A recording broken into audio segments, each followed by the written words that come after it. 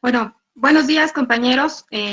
Bienvenidos a esta cuarta sesión ya virtual del seminario. Muchas gracias a todos por conectarse. Hoy,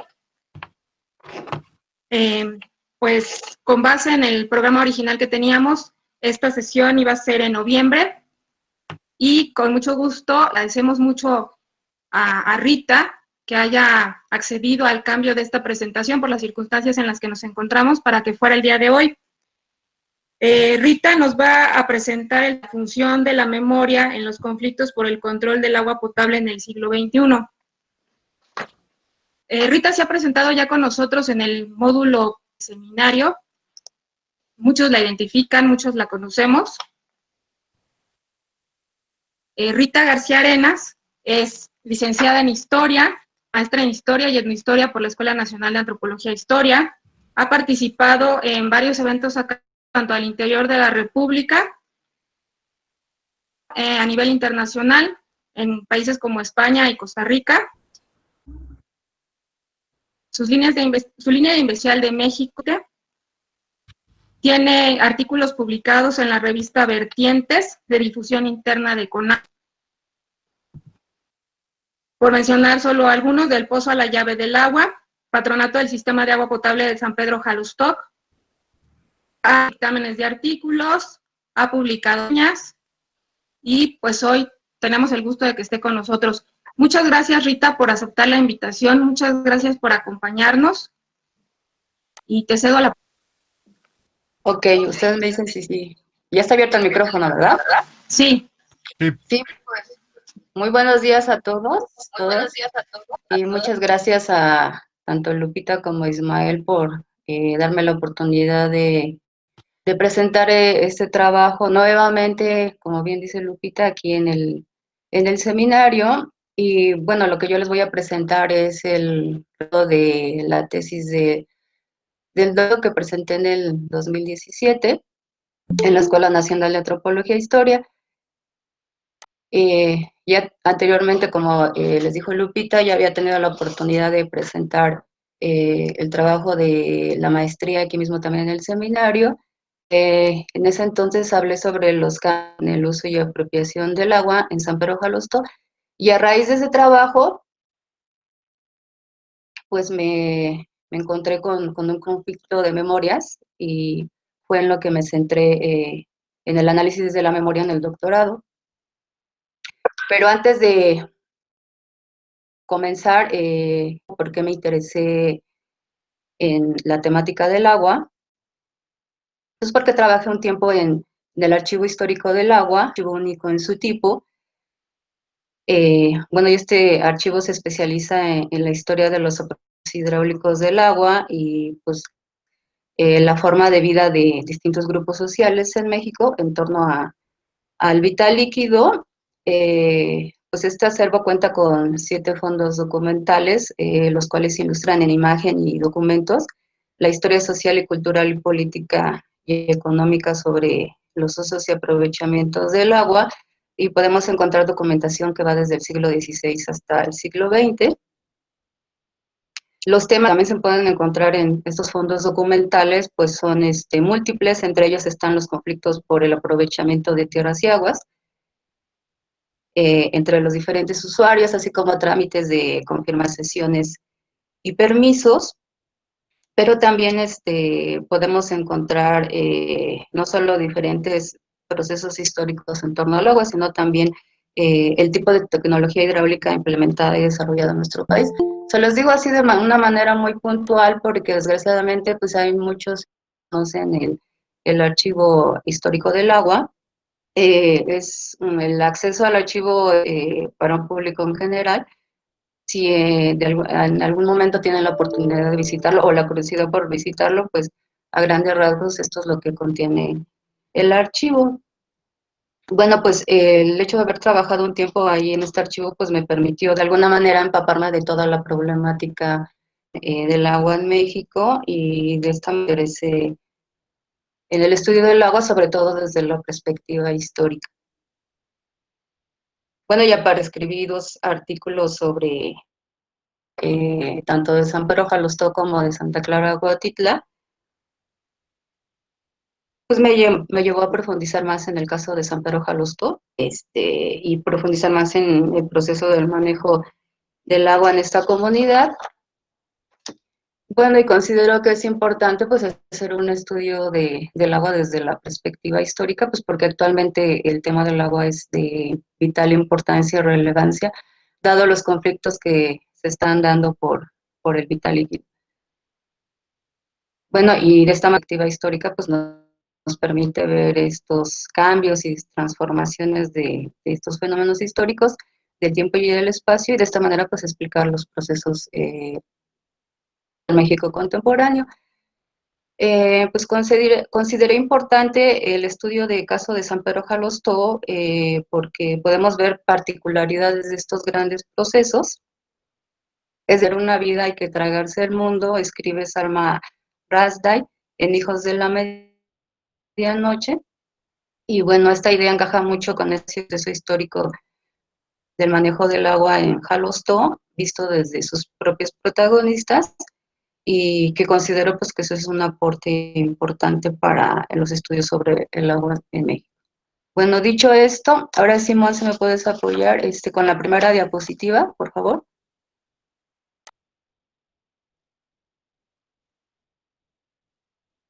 Bueno, como bien dice el título, en esta ocasión les voy a hablar sobre la función de la memoria en los conflictos por el control del agua entre las familias nativas de San Pedro Jalostó. Pero antes quisiera hacer un pequeño preámbulo sobre la memoria, porque pues hablar de la memoria es algo muy complejo, y así que en este caso yo solamente me voy a centrar en la memoria y los movimientos. ¿Puedes pasar a la siguiente, por favor, Monse? Eh, porque los conflictos en San Pedro Jalostó es un aspecto muy particular de los movimientos sociales. No solo es el conflicto por la lucha que se da al interior del pueblo entre las familias, a diferencia de los movimientos sociales, luchan por la defensa del agua contra el exterior, o sea, contra el Estado, contra las inmobiliarias, las mineras o los trasvase. Menciono esto de manera muy general, no voy a ahondar mucho en los casos de los movimientos de los pueblos originarios, únicamente estoy marcando las diferencias entre un movimiento y otro. Bueno, pues de esta manera no puede haber un movimiento social que no recurra a la memoria. La memoria es muy importante para los movimientos sociales porque retoma sus raíces, sus orígenes, ir a su pasado pensando en su presente, pues les permite construir igualdad, equilibrio, armonía, es decir, que la memoria pues les permite construir expectativas de vida y construir un futuro. Las memorias que construyen las familias de Jalos son empleadas como herramientas de legitimación para justificar su actuar frente al control del recurso hídrico, que les permite tener un reconocimiento no solo social, sino legal, para mantenerse en la conservación de derechos y privilegios del control del agua. Siguiente.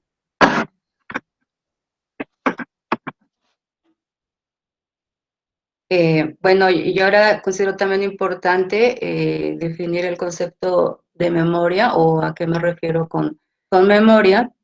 En este caso me refiero a la construcción social dinámica de los sujetos sociales, en la que a partir del recuerdo están y significan lo vivido, lo percibido y lo leído y transmitido de forma oral o escrita. Es decir, que la memoria y el recuerdo no es una experiencia pura, son relatos elaborados desde una perspectiva de vida que se recupera a través de preguntas que hacemos los narradores cada vez que los entrevistamos.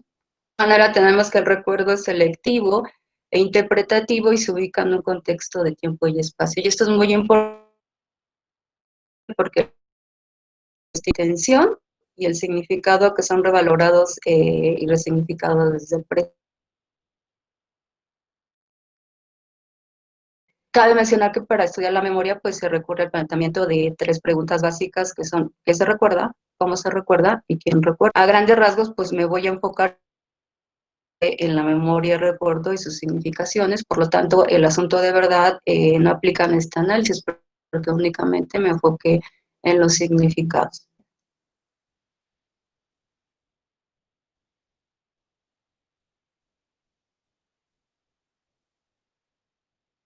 Bueno, quiero tomar una frase del escritor colombiano Gabriel García Márquez, porque encaja muy bien en el análisis que yo realicé. La vida no es la que recuerda y cómo recuerda para contar.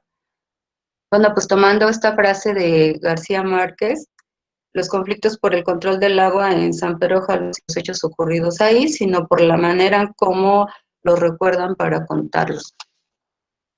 El conflicto no solo por el recurso hidráulico, como había mencionado anteriormente, es un conflicto por las memorias y de esta manera pues sostengo que no es de acuerdo a las familias. Siguiente.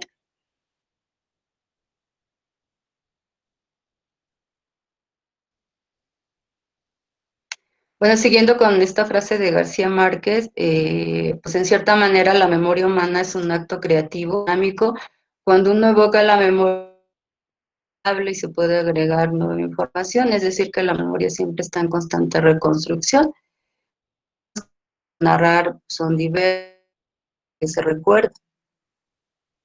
Tenemos que las formas de anunciar el tiempo en la narración aparecen, por ejemplo, en los cambios en la vida de las personas. Puede ser un cambio en la residencia, la muerte de un familiar o bien un despido laboral. El tiempo se manifiesta en función de un presente, un pasado y un futuro, donde el sujeto construye un ir y venir dentro de estos tiempos. Es decir, que siempre en un relato no va a ser cronológico ni lineal, sino va a dar saltos en estos tres tiempos. Tocamos la memoria, la podemos construir, la podemos modificar de algún modo. Como recuerdo, esto quiere decir que hay un proceso de consolidación de la memoria. Por ejemplo, ahorita yo estoy aquí viviendo esta experiencia, ¿no? De dando esta conferencia virtual, pero mañana voy a recordar que di esta conferencia, pero en 5 años yo le cuento a alguien que di esta conferencia y voy a reconstruir esta memoria, pero en un contexto del encierro por la pandemia, y la voy a reconstruir en un presente de no encierro y voy a recordar el hecho que vivió hoy, ¿no? Sino la última vez que la recordé. La vida no es la que uno vivió, sino la que uno recuerda y cómo recuerda para contarla.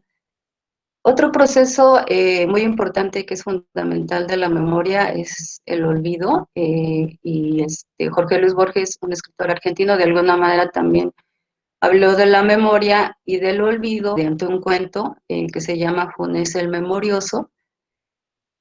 Funes era un peón de campo que tenía una gran tragedia. Tenía que recordar todo, tenía que verlo para recordar 24 horas de hoy. De esta manera, pues Borges grafica la importancia del olvido.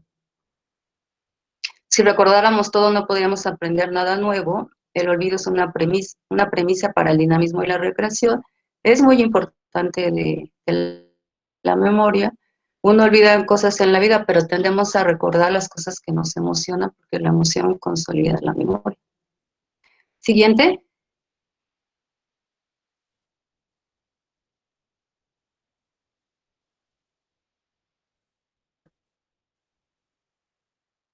Bueno, pues toda investigación pues, requiere de una pregunta guía y un eje de trabajo. En este caso, es la función que tienen las memorias del patronato y las familias que no conforman esta institución frente a los conflictos por el control del agua en el siglo XXI. Como pueden ver, aquí ya aparecen los sujetos en donde yo estoy ubicando el conflicto y que yo defino como grupos políticos familiares, que son los que integran principalmente las actividades económicas, que eso lo diferencia de las demás familias nativas. Y considero también importante definir el concepto de nativo porque forma parte del lenguaje local de los habitantes más que el concepto de originario. Actualmente se está utilizando el concepto de originario, pero obedece a otro contexto totalmente distinto al que yo manejo en este análisis. Bueno, y este concepto basan esta autodenominación en que han permanecido en el territorio por más de 5 generaciones, es decir, que recuerdan la historia de los abuelos familiares que ya vivían en el pueblo antes de la revolución. Algunos enuncian documentos de reconocimiento de terrenos comunales desde tiempo inmemorial, expedido por la corona española en el siglo XVI. Los elementos que aglutinan a los nativos son: nacieron aquí, tienen acceso a heredar los terrenos por parentesco, matrimonio, están vinculados a una red de parentesco por línea consanguínea y permite ocupar cargos locales e incidir en la toma de decisiones del pueblo. Los cargos que ocupan están representados en tres poderes, que son la religiosa, mediante las comisiones, la tenencia de la tierra, pueden ser comisariados ejidales o ejidatarios, y la política pueden ser del Consejo de Participación Ciudadana, conocidos como los COPACI, o la tercera delegación, que son organismos auxiliares del Ayuntamiento de Ecatepec. Bueno, pues todos estos elementos en su conjunto conforman una red social que se entreteje y se expresa en los espacios del territorio del pueblo. Y bueno, la expresión de identidad más visible es la celebración del santo patrón, San Pedro Apóstol, como todos los demás pueblos. Sin embargo, en San Pedro, coincidió con los más habitantes del municipio, porque es el único pueblo que festeja una patronal en dos fechas. Es decir, que la fiesta manifiesta el conflicto entre las familias. La fiesta de febrero es la fiesta chica y se considera la fiesta de los ricos, y la fiesta de junio es la fiesta grande y se considera la fiesta de los pobres, ¿no? Esto nos habla de una jerarquía.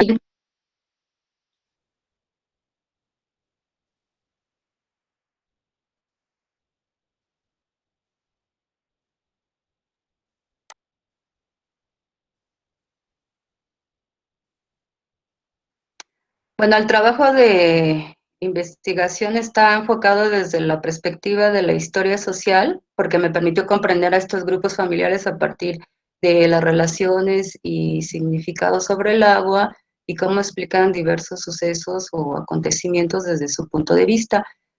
Es decir, que nos hablan de las relaciones de poder en torno al agua, el momento en que el agua empezó a concebirse como una mercancía, el impacto cultural que tuvo el agua corriente, y de esta manera explicar sus particularidades de los procesos sociales del México contemporáneo.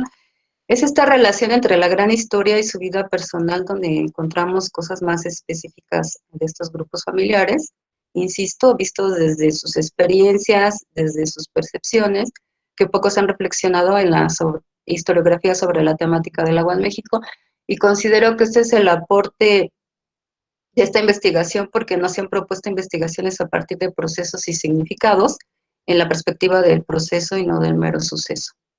Siguiente.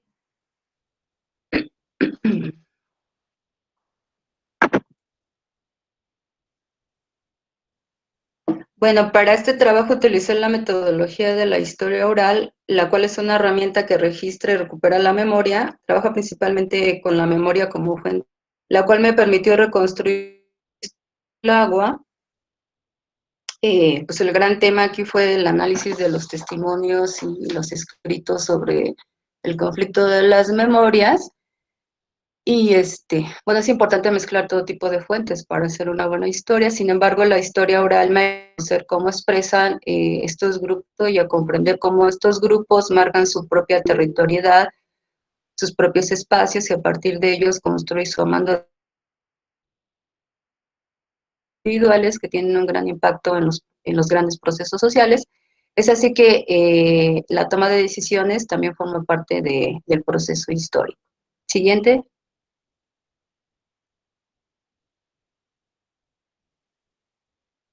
Bueno, pues ya entrando de lleno a lo que fue el análisis que yo realicé en la tesis, pues a través del recuerdo observé dos puntos de vista del control del agua potable entre estos dos grupos, y me encontré con dos memorias.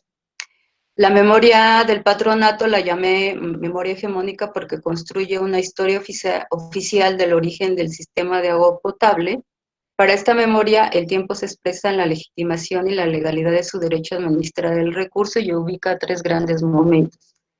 Como primer momento, anuncia que eran quienes tenían el control del agua mediante la posesión de pozos propios en cada vivienda. En este momento, argumentando que el agua de los pozos no era potable, escaseaba y había enfermedades estomacales, por falta de higiene, razones por las que se decidió que era necesario construir un sistema de red.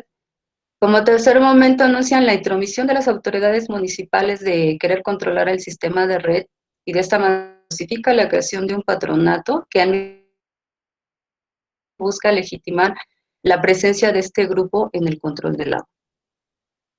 Bueno, testimonios de los integrantes del patronato, la construcción de esta memoria hegemónica es una memoria excluyente que marca diferencias sociales entre las familias, siempre se maneja como discurso el patronato y los que no son. La construcción de una memoria hegemónica pues da paso a la memoria disidente. Este grupo se identifica como grupo de los subordinados y desde el recuerdo pues ellos enfatizan no en la armonía, sino en el conflicto y en la diferenciación social. Ellos destacan principalmente el origen de la obra hidráulica mediante las formas de organización por medio de comisiones voluntarias. Realizaron principalmente obras de restauración de la iglesia, cooperaban mediante redes familiares y esto los llevó a proyectar la primera obra en el pueblo. Pero necesitaban ser representantes locales, así que entraron en la vida política del pueblo como integrantes de la Junta de Mejoramiento Moral, Cívico y Material del periodo de 1960 al 63, y esto los llevó a proyectar esta obra de manera mancomunada con el pueblo de Santa Clara. Lo hicieron de manera mancomunada con el pueblo vecino porque para hacer una obra pública requerían de un número de población y no llenaban este requisito. Y según los testimonios, hablaron con las autoridades locales de ese momento y pues decidieron hacer el proyecto ambos pueblos. Pero el proyecto únicamente se quedó en la perforación del pozo y el aforo. La foto que tenemos ahí es el testimonio de que esa obra se hizo, pero únicamente se quedó ahí el proyecto. O sea, que terminó el periodo administrativo y ya no lo pudieron continuar. Bueno, desde su punto de vista, este grupo considera que no se les reconoce el origen de la obra hidráulica porque los consideran el grupo de los mugrosos, es así como lo refieren ellos en los testimonios, pues esto nos habla más bien de esa jerarquía que existía familiar en el pueblo de San Pedro Jalustó. Siguiente.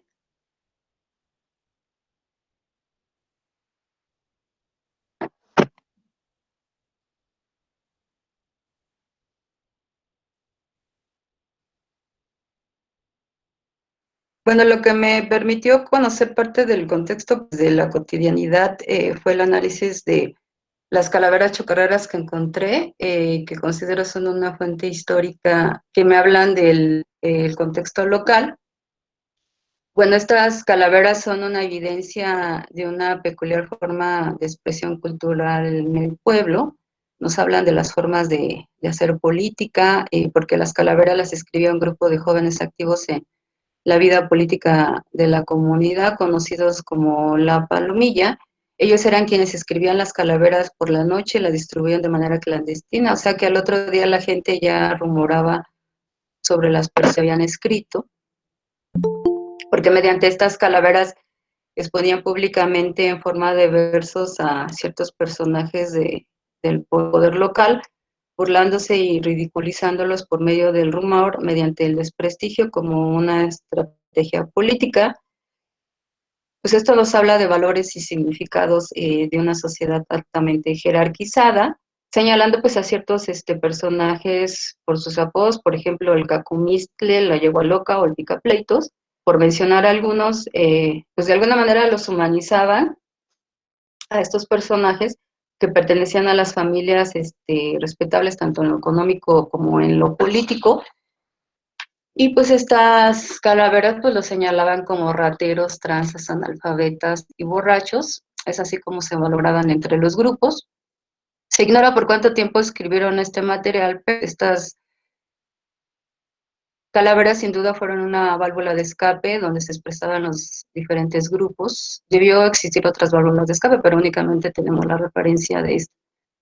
Bueno, en este caso solo me voy a enfocar a una calavera, la de don Teófilo Valdés, que nos habla del contexto local en el manejo de... Bueno, esta calavera dice así: Teófilo Valdés se murió de hidropesia, que de coraje le dio, al ver que ya el pueblo a sus casas metió, gritaba desesperado, agua no vendo yo, y no viendo otro remedio, toditita se la vivió, que la panza le tronó. Bueno, la calavera de este personaje, la construcción del sistema de red de agua potable en el pueblo, ya pues ilustra muy bien lo que es el contexto momento. La esposa de este personaje vendía agua en su casa, tenía un terreno bastante amplio y contaba con un pozo y 20 lavaderos que rentaba a las mujeres para lavar ropa. Bueno, la referencia de esta calavera pues me llevó a indagar y en familias que de manera individual vendían agua, eran familias que tenían posibilidades económicas para equipar pozos y construir lavaderos. Pues esto nos habla de que se estaban dando dos formas de uso y apropiación del agua antes de la introducción del sistema de red. Siguiente.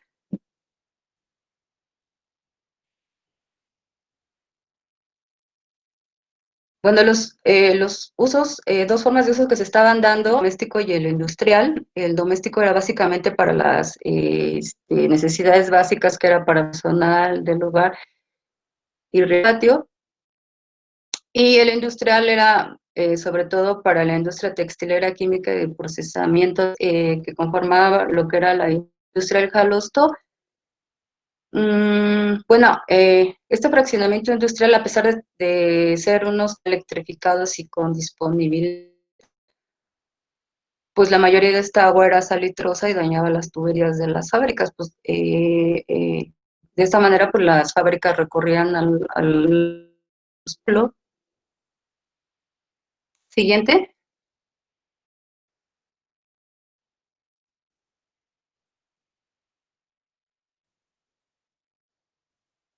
Bueno, y las dos formas de apropiación que se estaban dando era la apropiación libre y en comunidad, es decir, que para construir sus pozos en sus casas no necesitaban de ningún permiso, y de estos pozos de manera libre, y podían aprovechar las fuentes naturales, como de la barranca, los ojos de agua y tras los cerros. Lo hacían de manera libre y en comunidad. Y la apropiación con fines comerciales pues requería del municipio. Hacen referencia a que el permiso se los otorgara la Secretaría de Recursos Hidráulicos, si no, ellos recuerdan que el permiso se los otorgaba el municipio. Siguiente.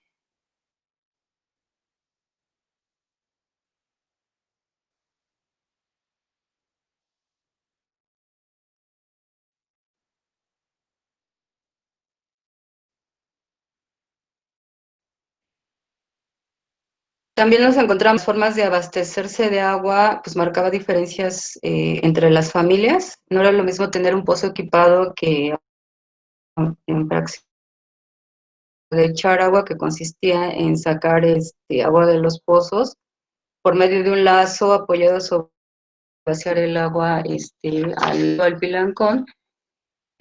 Trabajo que hacían diariamente tanto niños como niñas antes de ir a la escuela, ¿no? Pues también no todas las familias contaban con un pozo, o las que tenían pozo no eran de buenos niveles. Así que problema pues lo resolvían compartiendo el agua entre vecinos, y también no todos contaban con lavaderos, se lavaban sobre una piedra y a ras de piso, y lo cual implicaba un esfuerzo físico, pero también había vecinas que compartían el agua con las vecinas, o recurrían a los lavaderos particulares que había en el pueblo. En ese momento había cerca de 80 lavaderos particulares que daban a las vecinas. Y también los que no tenían pozo, pues recurrían a los aguadores, que también eran muy socorridos en el pueblo. Estamos hablando de que en este contexto, finales del 60, son las décadas del milagro mexicano, y de alguna manera el pueblo todo lo estaba viviendo de esta forma. Bueno, pero esto también nos habla de que el agua temprana, con una tradición de uso comunitario del agua, ya se empezaba a valorar como una mercancía por las familias.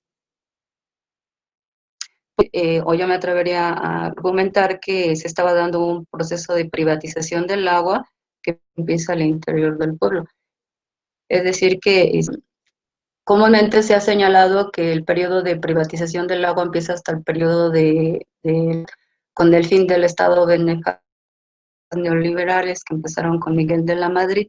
Ya se empieza a hablar de un proceso de privatización y aquí podemos ver una particularidad en el pueblo de San Pedro Jalostó, que ya empieza a verse este proceso de privatización, porque si bien el recurso o el agua de los habitantes, ya empezamos a ver cómo se empieza a fracturar el sentido comunitario, porque ya hay un, ya no hay un sentido de solidaridad de compartir el vital líquido, ¿no? Ya había familias que no lo compartían, sino que lo vendían. Bueno, y de esa manera tenemos que, a diferencia de un proceso delineado en la historia temática del agua, que va del uso comunal al público y al privado, en este caso, en San Pedro pasa del uso comunal al privado, peor este conflicto que es precisamente en torno al uso público del agua. El conflicto actual por el agua en San Pedro Jalostó es por el desabasto de agua ocasionado por la concesión de dos pozos, uno que estaba ubicado en la calle Gustavo Garza, es una empresa particular, y el otro que está ubicado en la calle de Luis Moya. Bueno, ahorita doy un salto grande del contexto que les vengo hablando del finales del 70 hasta la actualidad, porque quiero ver, o más bien quiero explicarles cómo el conflicto que actualmente hay, pues está detonando la memoria. Como ya había mencionado antes, la memoria es una herramienta importante para la disputa, la lucha que se está dando por el control del agua en Jalostó. Y estos pozos que de ahorita está el conflicto, pues tienen una historia, o sea, tienen un origen. El pozo de la Gustavo Adolfo, que está ahorita acá en particular, perteneció a una de estas familias. En el contexto del 60 vendía el agua.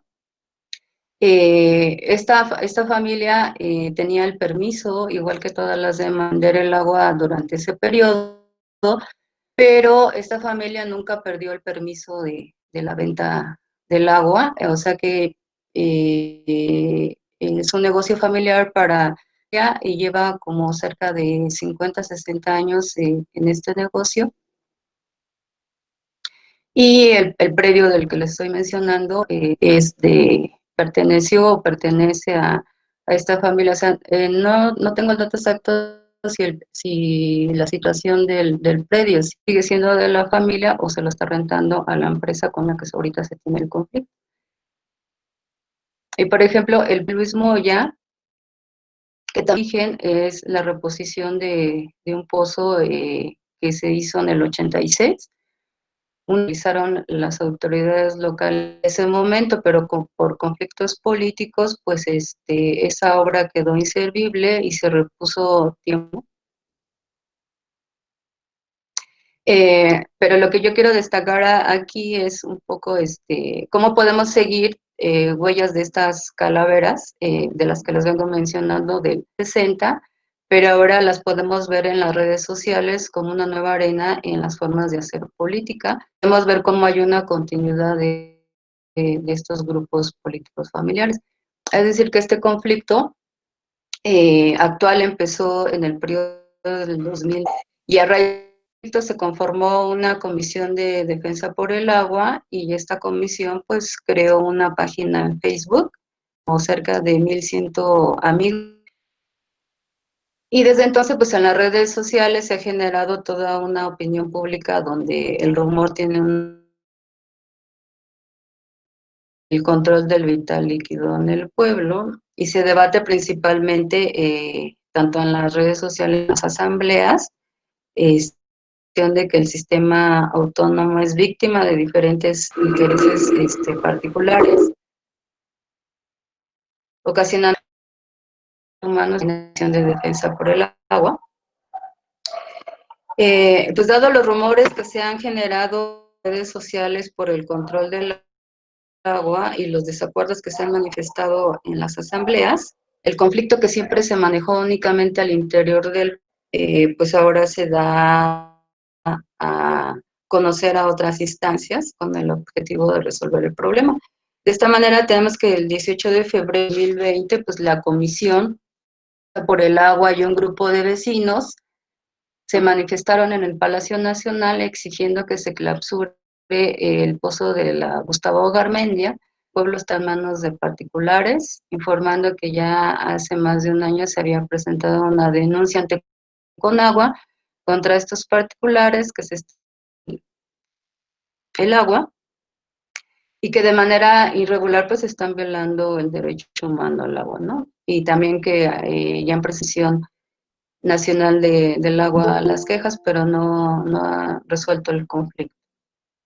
Bueno, pues dado los desacuerdos que se han dado de este periodo del 2019 al 2020 y las demandas personales que se han hecho los miembros de la Comisión de Defensa del Agua, el 5 de marzo, pues dicha comisión decidió ir a la Cámara de Diputados a Toluca para pedir que se resolviera el conflicto del agua por particulares que están sobreexplotando el pozo. Y la Comisión de Defensa pues defendió entre la Cámara de Toluca la autonomía del sistema del agua potable, la clausura del pozo ubicado en calle Garmendia, el funcionamiento y entrega del pozo de Luis Moya al pueblo de San Pedro Jalostó. Bueno, las denuncias, quejas y oficios a la CONAGUA, la CAEL, la Comisión Nacional de Derechos Humanos, el Congreso Local y Federal, y el punto de acuerdo que se votó en la Cámara de Diputados, exhortar a dichos organismos para que emitan resoluciones contra los particulares que están explotando o quieren hacer mal uso de los que sostienen ellos.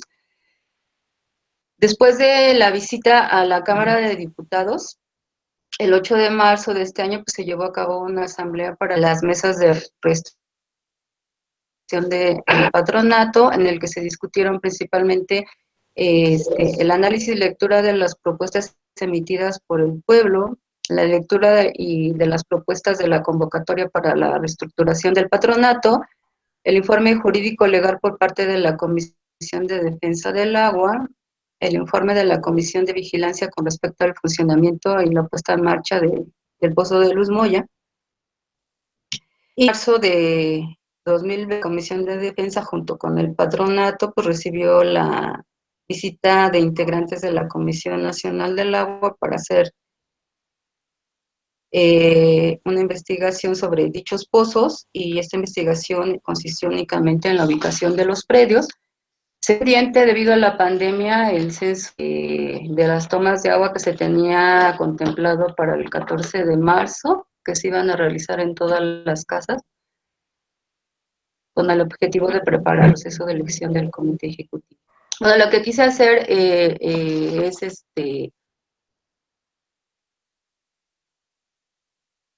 donde se puede ver cómo la memoria juega un papel importante en este conflicto que está el pueblo y cómo también de estos grupos familiares, y también se puede ver ahí de una manera un cambio, sobre todo con la reestructuración de la mesa directiva del patronato, porque el patronato es un grupo muy hermético que desde su fundación hasta la actualidad se han ido de largos, o sea que no la elección directiva del patronato no es democrática, se da a puerta cerrada y únicamente se van girando los cargos, ¿no? Entonces ahorita ya se está haciendo todo una reestructura del patronato, de la institución, pues es un proceso del conflicto que se queda pendiente, se detuvo un poco por la pandemia, Parece ser que ya están las actividades, tomando en cuenta todas las medidas de la sana distancia, pero quería resaltar esa parte. Bueno, y quise también hacerlo así, esta ponencia de una manera un poco concretita y que de esta manera, pues, me gustaría ya un poco para ir cerrando con esta ponencia, las conclusiones a las que llegué en el análisis de la tesis del doctorado. De esta manera sostengo que, ajá, sí, gracias, Monse, que la función social que tiene la memoria para los grupos políticos familiares de San Pedro Jalustó es una herramienta de legitimación que busca en el recuerdo del mismo la justificación del actuar y el pensar presente. El conflicto por el agua visto desde la memoria se construye a partir de la acción de estos grupos en el evento, pero también de la adscripción del mismo, donde se puede llegar a apropiarse como acreedores de los derechos que se pelearon en el momento. Cada grupo requiere de un compartir las formas de hacer política, las relaciones de poder, las relaciones familiares, entre otros elementos. A partir de ello se puede construir una colectiva que les permite la cohesión ante estos problemas con nosotros. Otro elemento del conflicto es el reconocimiento dentro de una activarse en la búsqueda de los derechos básicos de la administración del agua. El conflicto pugna por la negociación del acuerdo del conflicto, se encuentra permeado de una idea de legalidad que los lleva a reclamar que lo lo que ellos consideran justo.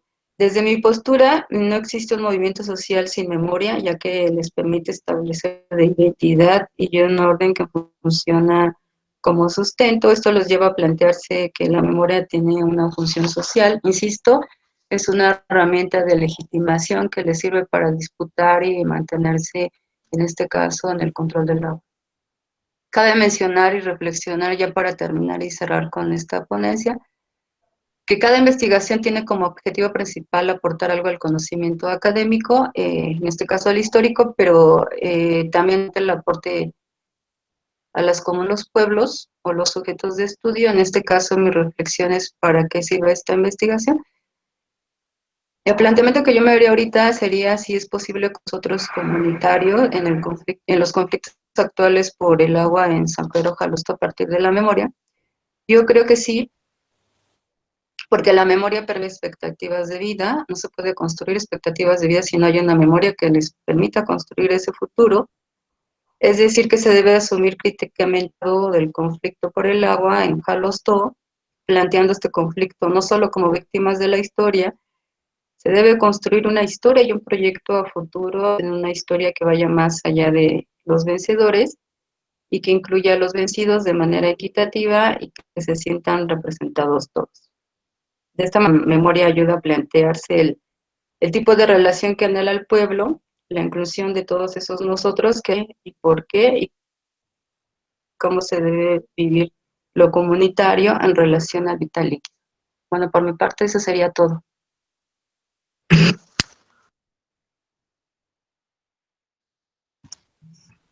Muchísimas gracias, Rita. Muchas gracias por esta interesante exposición que nos pues genera, creo que muchas preguntas al respecto, muchos comentarios sobre estos procesos que, pues bueno, son en cada pueblo, pero que aquí en San Pedro tienen características que lo hacen único. Le voy a hacer el micrófono a Ismael para que le toque las preguntas y los comentarios. Ismael. Sí, muchas gracias, Lupita. Bien, pregunta, por favor, háganoslo saber a través del chat, por favor, para darles la palabra. A mí me gustaría, bueno, antes que nada, felicitar a la doctora Lupita, a la doctora Rita, Ese trabajo me parece que es muy, eh, porque muestra justo la heterogeneidad en el manejo de recursos de los pueblos de la Cuenca de México. Maneja además el conflicto, esta visión y este abordaje desde el pueblo, digamos, al interior del pueblo, como también hay una heterogeneidad al interior, es decir, los pueblos no son homogéneos, camino único. Al interior de los pueblos hay conflictos, al interior de los pueblos hay intereses, y me parece que esta parte, como lo aborda ella a través del recurso del agua, me parece que digamos, es muy interesante porque nos permite justo ver esa heterogeneidad al interior de los pueblos. Por otra parte, eh, de cómo se han integrado, México ha integrado a los pueblos y el impacto que ha tenido en él, me parece que también es muy interesante como lo aborda la doctora Rita. Lo mismo como el impacto y el comportamiento y la respuesta que tuvieron los pueblos que en los 50s, en los 60s, en los 80s, a los pueblos que están siendo urbanizados hoy día. Y el caso de San Pedro Jalostoc me parece, digamos, muy emblemático, por que empieza en la década de los 50 del siglo pasado, tiene que ver con un modelo económico. Y este modelo económico de sustitución de importaciones, pues lo que implicó fue la llegada de la industria, la instalación de la industria en ese momento, en el inicio de la conformación de la metrópoli. Y Ecatepec de Morelos fue uno de los municipios en donde se instaló industria, municipio en donde hay pueblos originarios, y esta industria, digamos, no se instaló en otro que fuera cercano a un espacio donde hubiera recursos. Y este espacio en Ecatepec, pues fue justo al lado de los pueblos originarios. Y los primeros pueblos originarios que impactó este inicio de la urbanización, sin lugar a dudas, fue San Pedro Jalostoc y Santa Clara Coatitla. Y aquí justo, no recuerdo, Rita, si fue en tu tesis de maestría o en esta del doctorado, donde tú abordas también cómo hay una comercialización del agua, ¿no? En la comercialización del agua se hace al interior del pueblo, pero también hacia afuera.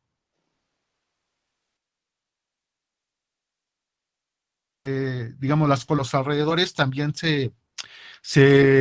digamos, en la necesidad de ese recurso, te lo obtienen de los lugares en donde ya establecidos, en donde ya había agua. Entonces, eso también me parece muy interesante y debemos de tomarlos en cuenta.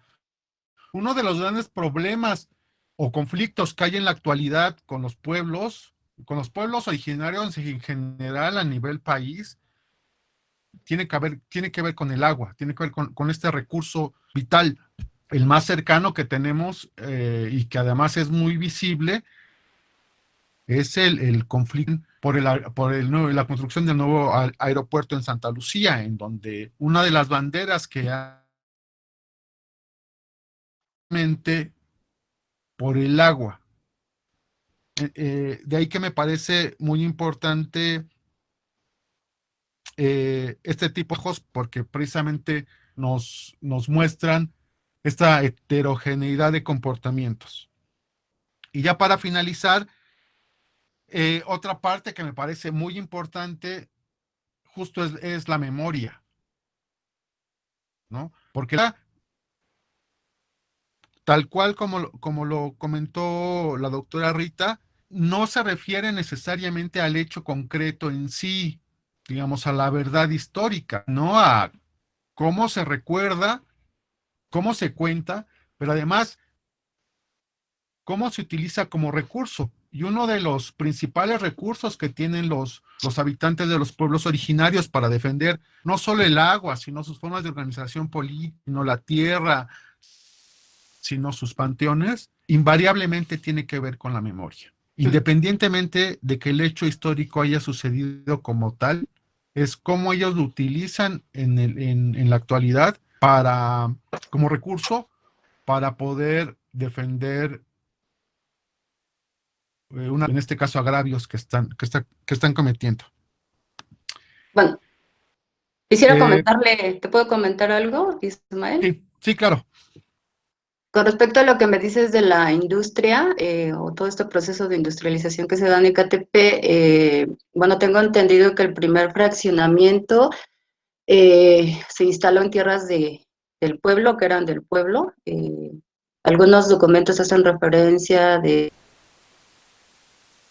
que les vendieron tierras a ciertas fábricas, pero es importante mencionar, bueno, y sí lo dije en parte de la exposición, que había terrenos que estaban listos, ¿no? Para toda la industria, que ya estaban electrificados y que contaban con agua subterránea para abastecerse, pero pues prácticamente casi todo el agua de esa área era salitrosa, pues dañaba todas las tuberías de las fábricas, ¿no? Entonces ellos recurrían a los pozos particulares del pueblo y pues empezó a hacer un gran negocio pues en San Pedro, por eso es que se empezó a ver que ciertas familias empezaron a equipar sus pozos y a obtener agua en fracción de segundos, y esto pues les permitía de alguna manera vender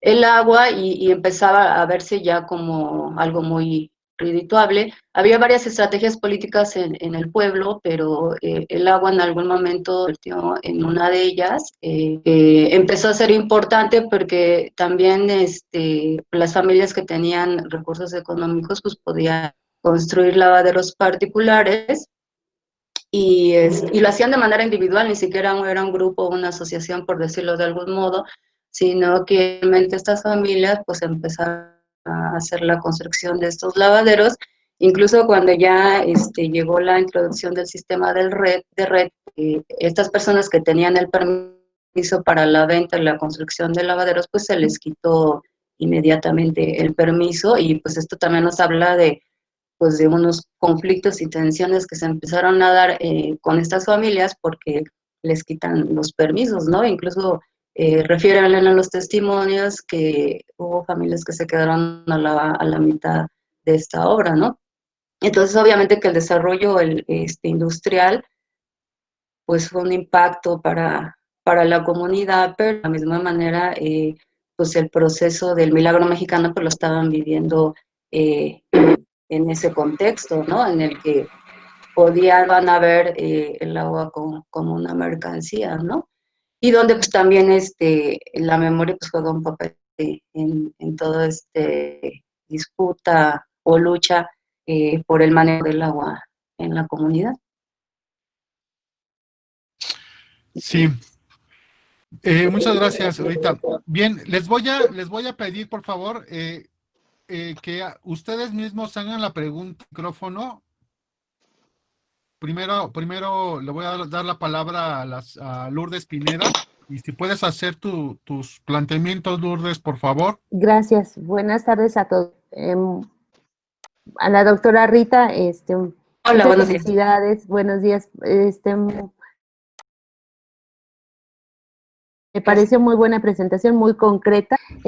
Una primera pregunta que yo tengo, que me surge respecto a la memoria, que se planteó muy bien, ¿hasta dónde la memoria también es un obstáculo para avanzar en la solución de, porque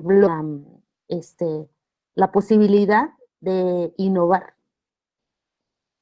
¿no? Para que haya realmente una solución del conflicto, pues, que albergue o que considere los valores sociales, la cultura, sin romper esos valores, pero que se resuelva el conflicto. ¿Hasta dónde la memoria puede ser un obstáculo?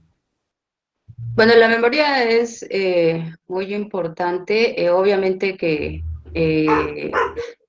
los sujetos van a recurrir a ella de acuerdo a los intereses, ¿no? O por lo que estén disputando, pero más que ser un obstáculo, yo creo que retomando un poco, pensando, hablando de todo este proceso de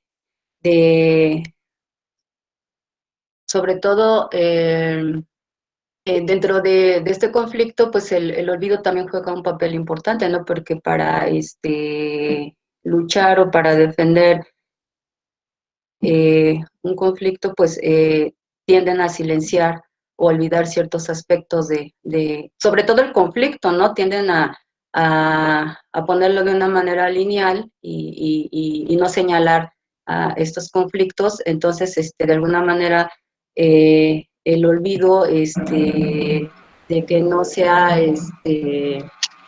¿cómo te diré? Que forma parte de un discurso político, pero que en realidad la memoria es importante para estos grupos que buscan resolver de manera el conflicto. Pero quien no busca resolverlo va a tender a silenciar ciertas partes del conflicto, ¿no? Entonces eso siempre va a salir a relucir en un proceso del control del agua, y eso es por lo que se está viendo esta disputa en San Pedro Jalustó. Tratan de alguna manera el conflicto para que puedan de esta manera pues construir proyectos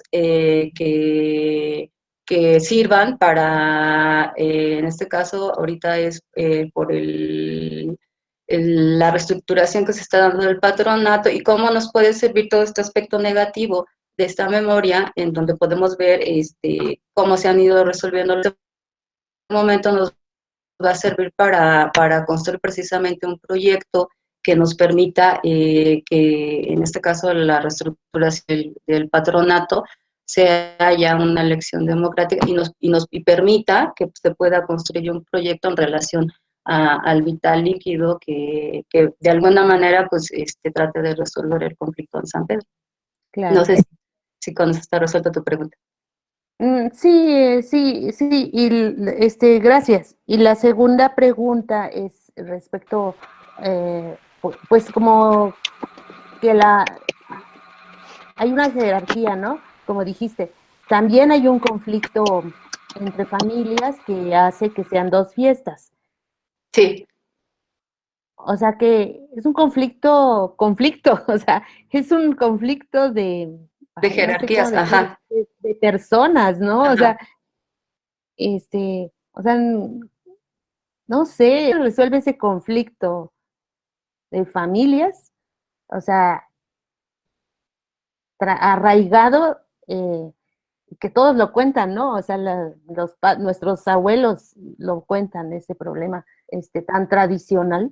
Ajá. Yo creo que ahí está el meollo del asunto, ¿no? Porque si hay un conflicto, es difícil ponerse de acuerdo, o sea, llegar a un acuerdo. O sea, si parte uno del conflicto, lo veo así, ¿verdad? Es mi punto de vista nada más. Sí, Ajá, tiene que que si no ver se con, resuelve. ajá, tiene que ver mucho con todo este proceso del conflicto, porque a partir de que empezó a cambiar esta concepción del agua como sentido comunitario, podemos decir que empieza a haber una fractura de este sentido comunitario. Entonces las familias empiezan a dividirse en grupos y se ve muy marcado este proceso, y pues el claro ejemplo es la fiesta patronal, ¿no? Donde se puede ver a estas familias que pues de alguna manera se unifican para realizar la fiesta, pero dada pasada la fiesta siguen los problemas, y yo considero que el conflicto ahí es la falta de unificación de la comunidad, y que en todo momento se está manifestando, y el conflicto del agua es uno de ellos. Sí, ok, gracias. De nada. Bien, muchas gracias. Leonardo, si puedes hacer tu planteamiento, por favor. Sí, muchas gracias por la exposición, ha estado muy interesante. Y yo quiero preguntarte si puedes abundar más en estas diferencias conceptuales que encuentras en los movimientos sociales de los pueblos originarios y el que tú estudiaste. Hola Leonardo, ¿qué tal? Eh, bueno, yo la diferencia que marqué, y creo que es muy clara, es de que, pues si bien los movimientos sociales de pueblos originarios, yo lo veo como es una lucha, sobre todo de los pueblos de la Ciudad de México, que es contra el exterior, no contra el Estado, las inmobiliarias o los trasvase, y que en Jalostó pues tiene una particularidad que es una lucha al interior del pueblo. Actualmente este conflicto, el que se está dando, el último que mencioné en la exposición, ya San Pedro Jalostó se está presentando como pueblo originario, pero porque sacó el problema al exterior. O sea, llevó el conflicto a Palacio Nacional y se presentó como pueblo originario. Lo mismo que en Toluca se presentó como pueblo originario. O sea, está en juego otras cosas y entonces ahí es obedece otro contexto totalmente distinto y es la manera en cómo se presenta, porque acá se maneja más el concepto de nativo que el de originario. Entonces, responde totalmente a otros contextos, porque, por ejemplo, también del patronato de la restauración de la iglesia, y ahorita está trabajando en un proyecto porque la iglesia fue afectada por el sismo, el último que hubo, y para bajar ese recurso del Estado, pues se presenta como pueblo originario y con todos los requisitos que requiere ser pueblo originario. Y esas son las diferencias que yo marqué. ¿Sale?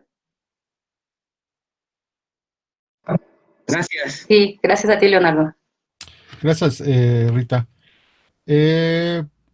Doctora Angélica, si hace sus planteamientos, por favor. Hola, hola Rita, buenos días. Dos preguntas. Mencionaste que con relación a lo de la fiesta patronal, que a partir de, bueno, se hacen dos fiestas, la de febrero, que es la de la fiesta de cátedra, y la del 29 de junio. Sí. Mencionaste que la de febrero, pues bueno, es la fiesta de los ricos, la Sí. que organiza el patronato, así lo entendí, y la de junio es la fiesta de los pobres, la fiesta de los revoltosos, digamos que la fiesta de la tradición. ¿A Sí. partir de qué año se instaura la fiesta de febrero, digamos la fiesta de los ricos? Ujú. Y bueno, ¿y de qué manera se organizaron ellos? O sea, ¿cómo coinciden con el sacerdote para lograr hacer estas dos fiestas? Y si coincide exactamente con el conflicto, bueno, cuando inician estos conflictos del agua. Y la siguiente pregunta es, también mencionaste estas calaveras clandestinas que se inician en los años 60. ¿Cuántas más registraste de este tipo de calaveras? Y esto me acordé porque en el pueblo de Santa María Tulpa, que en esa época inician con una serie, con la tradición de hacer calaveras, igual haciendo sátira a diferentes personajes del pueblo.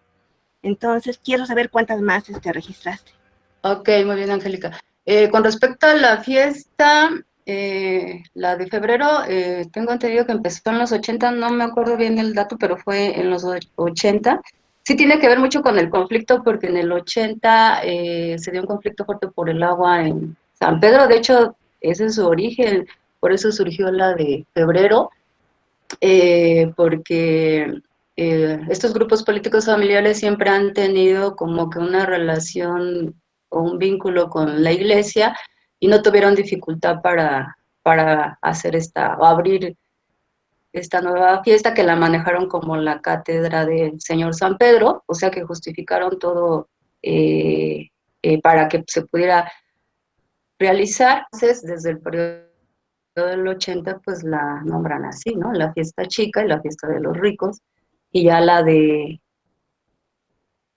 junio, que es la tradicional, la manejan. Respecto a las calaveras, yo tengo solamente calaveras que eran, y nunca pensé que me fueran a servir. Pero estos panfletos yo los tengo así, pero parece ser que las calaveras siguieron funcionando, pero tuvieron ya otro matiz. Después las escribían en las fachadas, pero ya no era para desacreditar políticamente a alguien, ¿no? Ya me comentan algunos de San Pedro que ahí escribían los novios de las chicas, ¿no? Y que les llamaban las calaveras, ¿no? O sea, ese fue un poco como que el cambio del uso que se le dio a las escritas y que después las llevaron a hacer las pintas en las paredes. Bueno, y sí, nada más tengo la referencia y esas son como 15 calaveras las que tengo. No he podido encontrar más platicando con los vecinos, alguien tenga más estos panfletos. Creo que yo parece ser que soy la única que tiene esto. Sí, muchos sí saben, pero no, nadie tiene, personas que tengan más estas calaveras y sería interesante, ¿no? Porque yo nada más encontré estas, ¿no? Uh-huh. Sí, lo último, la gente en ambas fiestas, tanto en la de febrero como en la de junio, ¿participa con la misma devoción? ¿O se nota la división entre la comunidad? No, es la misma devoción, claro, pero la participación, como se ve en la procesión que se hace el Señor San Pedro, pues es, comparado con la grande, las procesiones son por varias cuadras, son muy largas, son de 3 horas o 4 horas, y la procesión de febrero, pues son más pequeñas. Podría decir que por eso la participación podría ser un poco menor, pero la organización en cuanto a hacer los tapetes y lo de los cohetes y todo, pues es la misma. Gracias. Pero pues es la misma. Sí, de nada, Angélica.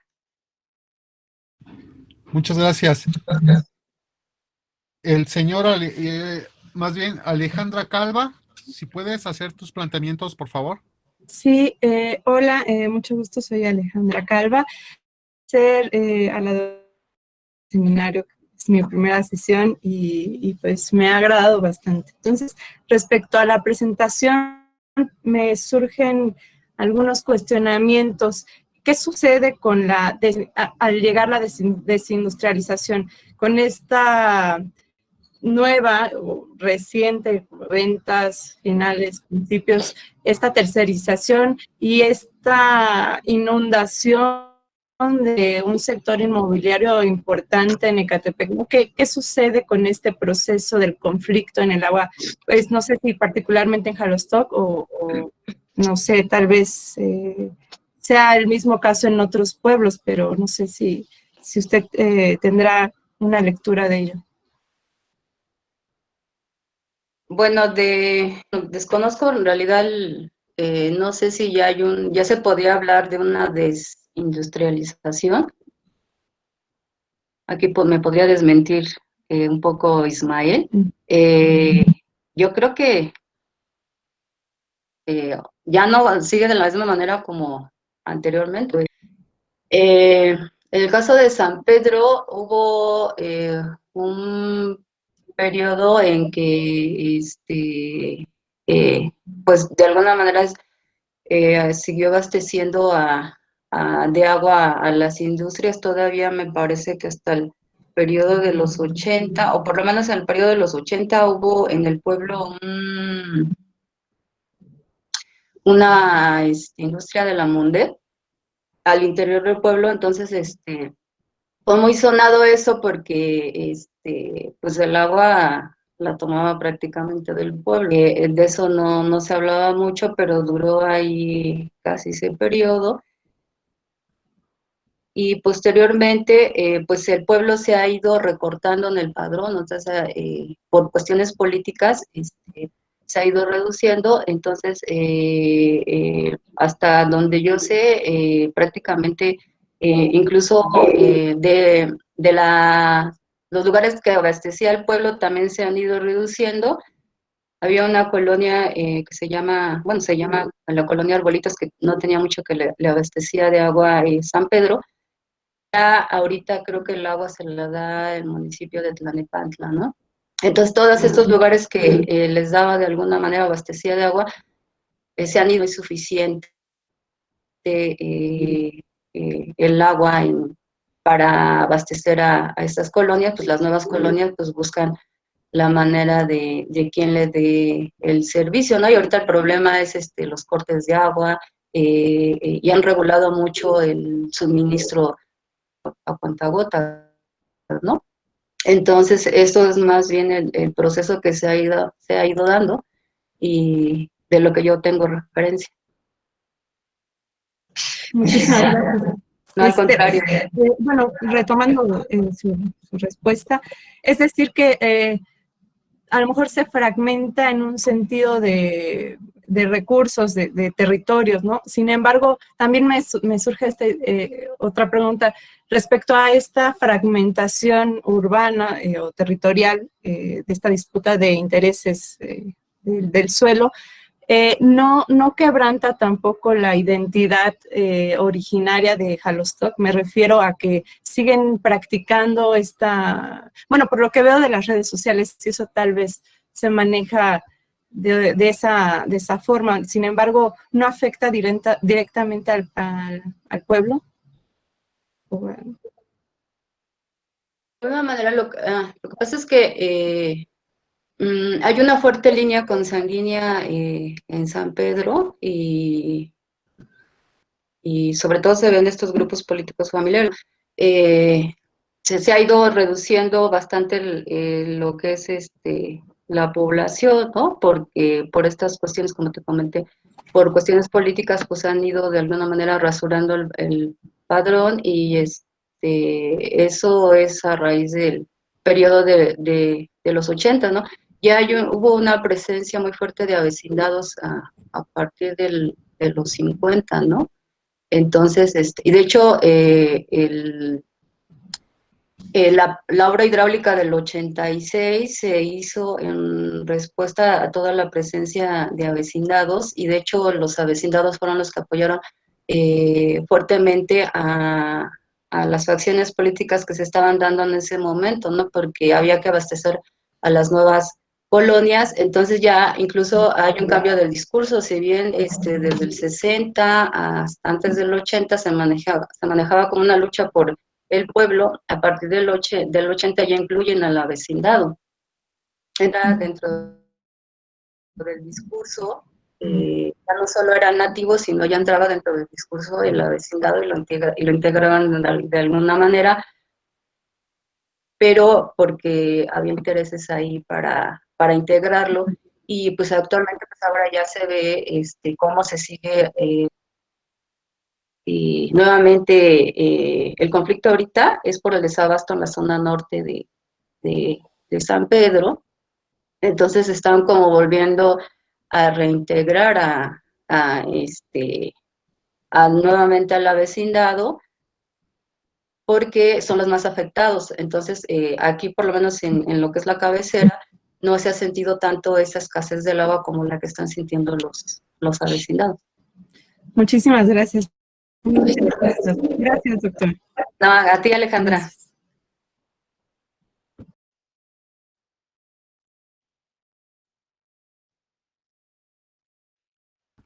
Perdón, yo voy a hacer un comentario en donde, porque me parece que el caso de sí nos muestra estas diferencias. Hay que tener claro que la Ciudad de México y la metrópoli de la Ciudad de México no siempre ha sido la misma, no siempre ha tenido la misma extensión. En la medida que la metrópoli ha ido creciendo, va impactando a los pueblos de determinada forma. La urbanización tampoco es, o sea, obviamente no es la misma. La urbanización que se dio en San Pedro Jalostoc, por ejemplo, en Santa Clara, se da a partir de una urbanización por colonias populares. Las colonias populares, de acuerdo a, digamos, tipologías que se han realizado por algunos investigadores, lo que plantean es de que las colonias populares regularmente, o en su mayoría, se hacen en suelos con carácter de irregular. Se hacen a través de la construcción de vivienda por autoconstrucción, es decir, poco a poco. Sin permisos de desarrollo urbano, porque incluso en ese tiempo muchas veces ni lo sabía. Entonces, Para el caso específico del agua, digamos, el municipio como nivel de gobierno vaya, es el nivel de gobierno facultado para otorgar este tipo de servicios. En muchos casos, y digamos, todavía se da, y si algo visibilizó la pandemia, todo eso, que hay colonias que tienen más de 30 años de fundadas y siguen sin tener el servicio de agua potable.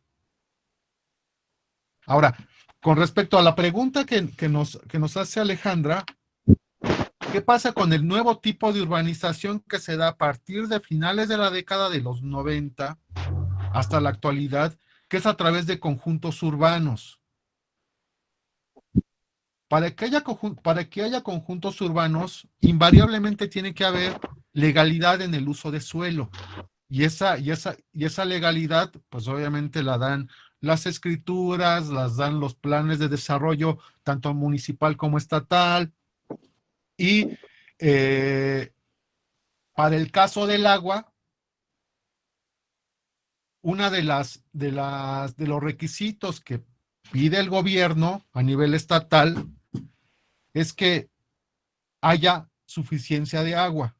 Y las empresas inmobiliarias, las empresas constructoras, las empresas desarrolladoras de vivienda, ellos excavan sus propios pozos. Entonces, en ese sentido, ahí se marca una diferencia muy importante. Por ejemplo, para el caso que yo trabajé, que es la zona de los Chiconautlas y una parte de Tecámac, uno de los conflictos que manifestaban los pueblos es que estos pozos que hacen las empresas desarrolladoras, pues absorben muchísima agua, que los pozos que ellos tienen, pues al final de cuentas quedan, o sea, que se vacían. Entonces ahí los pueblos dicen, es que no es posible que se sigan permitiendo la construcción de casas, que se siga permitiendo la construcción de pozos, cuando ya no hay el recurso. Pero digamos, en este tipo de urbanización que se da por conjuntos urbanos, se hace de manera legal. ¿Sí? Aquí hay hay complicidad con las autoridades en el sentido de que digamos, es legal, ¿no? Mientras que por las colonias populares no necesariamente era legal. Y aquí yo tengo una pregunta para Rita. En pueblos de Chiconautla y de Tecámac, es que el agua era un elemento que unía a la población, porque, y yo lo comparaba con la tierra. La tierra de propiedad social, es decir, la tierra ejidal, le pertenece a cierto número de habitantes. Para cuando se dio el reparto agrario, pues digamos, a la mayoría de los jefes de familia de los pueblos se les dio. Pero conforme ha pasado el tiempo, ya a casi 100 años de que se entregó esta tierra, pues obviamente la tierra es toda la población. Entonces, la tierra se volvió, sobre todo la tierra de propiedad social, se volvió un elemento de conflicto. Y sobre todo, en este momento, cuando la tierra tiene el atractivo de convertirse en suelo urbano y, digamos, su precio se dispara infinitamente. Entonces, yo encontré que hay conflicto entre el pueblo, entre el sujeto pueblo y entre el núcleo agrario por ese recurso, ¿sí? Sin embargo, en el agua, como el agua es de todos y como, digamos, tal vez la principal arena en donde se discute y en donde se toman decisiones con respecto al agua son las asambleas comunitarias, digamos, ahí había como equidad, ahí había igualdad, incluso ahí había cierta cohesión para defender el recurso. Otro escenario, digamos, otra arena en donde también había, tenía un elemento de cohesión, son las fiestas patronales. Porque digamos, el santo patrono es de todos, es de todo el pueblo. Y en el caso que la situación al revés, la pregunta concreta, ¿hay elementos al interior del pueblo que pueden unir? Digamos que estas diferencias se hagan a un lado y vamos, en ese escenario, en esa arena, puedan estar tanto los de un bando como los del otro. Gracias, Rita. Yo considero que sí, hay elementos que puedan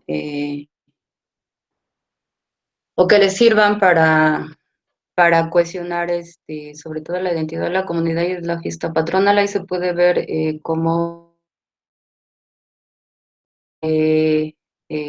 olvidan esas diferencias políticas y se organizan los vecinos, y que les puede servir para, pues de alguna manera, unificar al pueblo, porque el agua, pues obviamente ha generado muchos conflictos. A partir del periodo me parece, del 90, podemos hablar de que el control del agua ya se como un poder local, porque en algún momento la administración del sistema estaba a cargo de las autoridades locales, pero que tiene mucho que ver todas estas políticas públicas del agua, en el que les han permitido de alguna manera que existan las asociaciones civiles en el control del agua, y entonces me parece que esto se da en el 90, con el cambio ya en las legislaciones del agua, y de alguna manera pues el patronato surge ya como un poder local, ¿no? Porque sale del control de las autoridades locales, que en algún momento se venía manejando de esta forma. O sea, quien entraba al poder local pues estaba a cargo de la administración, pero con estas nuevas políticas, pues de alguna manera sale de esa manera de cómo se manejaba y se convierte ya en un poder local. Entonces ya eso genera muchos conflictos e intereses, pero o por lo menos yo estoy viendo ahorita en este conflicto actual, que por eso me interesó hablar de dos contextos totalmente distintos, y que se puede ver cómo ahorita, mediante una comisión, se están organizando y tratando pues de resolver el conflicto, ¿no? Ahorita no podemos ver todavía cómo se ha resuelto por lo de la pandemia, pero se empezaron a organizar las asambleas y obviamente que se veían hay nuevas generaciones que están tratando de buscar cómo resolver el conflicto. Se están dando soluciones, tratando de pues, resolver o crear un proyecto alternativo que permita mantener el patronato. No están en contra de la institución como tal, sino de la manera en cómo se está manejando. Entonces, de alguna manera, con el proceso del manejo del agua desde su origen hasta la actualidad, pues puede permitir una manera pues de crear este proyecto alternativo. Ahora, vuelvo a repetir, no se puede ver ahorita porque se quedó solamente planteado el conflicto, pero ya el hecho de que haya o se esté viendo ya una reestructuración del patronato, pues ya habla de que están estos cambios en el pueblo y que puedan crear proyectos alternativos para que pueda funcionar el vital líquido y que de alguna manera pues se pueda construir comunidad en un pueblo donde hay muchos nosotros, ¿no? Que ese es el gran problema. hay muchas diferencias y se trata de que se unifique y que exista un proyecto que sea para un bien común. Bien, muchas gracias, Rita. Ahorita te doy la palabra, Lourdes. Tenemos una pregunta de Antropología Social Mexicana.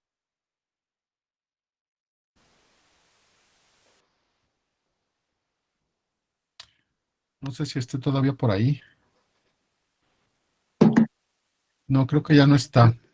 Pero te la hago de todas formas, Rita. Sí. ¿Cuántos habitantes tiene San Pedro Jalostoc y aproximadamente cuántos litros de agua se consumen por persona por día? Un dato, digamos, muy Sí, bueno, técnico. nada más la población es un estimado, son como 25,000 habitantes. No se puede encontrar el dato exacto porque parece que tú lo metes y te da por municipio, después tienes que ir a sumarlo por colonia y la última referencia que tengo es de 25,000 habitantes. No tengo el dato exacto del agua por habitante. Ese dato sí no lo Bien, muchas gracias. Lourdes, ahora sí, si nos comentario, por favor. Micrófono.